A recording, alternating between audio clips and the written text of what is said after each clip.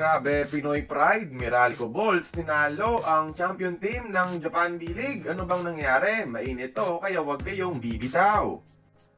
Pangalawang laro ng Meralco mga idol sa BCL Asia o Champions League. Kalaban ang kampyon sa Japan B-League na Utsunomiya Brex. Si New Sam, Cliff Hodge, Almazan at imports na sina Glenn Watson at Jordan Varnado ang first five ng Bolts mga idol kontra ang sikat na mga Hapon. First quarter maganda ang simula ng Meralco. Naghahabulan lang sila ng B-League team sa score na 18-20. Lamang ng dalawa sa pangunguna ni Glenn Watson. Pero sa second quarter mga idol, dito na naka-abanse talaga ang Pilipinas.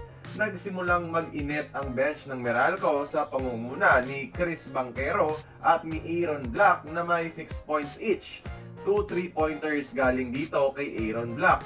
Yung Glenn Watson mainit pa rin with 10 points sa halftime. 30-20 ang score ng second quarter para sa Bolts mga idol, leading to a 50-38 12-point lead ng Pilipinas sa first half.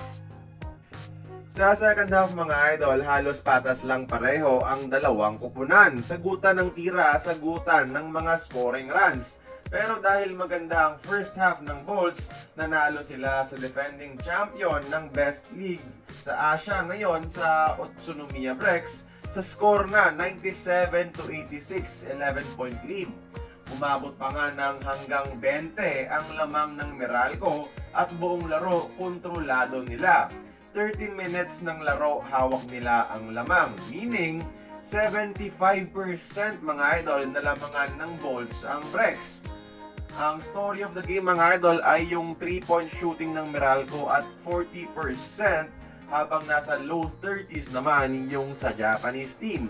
Yung domination ng Meralco sa paint mga idol maganda din, outscoring the Japanese team. Si Meralco import Glenn Watson ang nanguna na may 17 points, 8 out of 8 sa free throw line. Si Chris Banquero meron ding 17 points off the bench. 17 din galing sa import na si Jordan Varnado. Sinundan ni Cliff Hodge na may 16 points at yung isang import naman na si John Egbuno, solid 12 points, 13 rebounds ang binigay.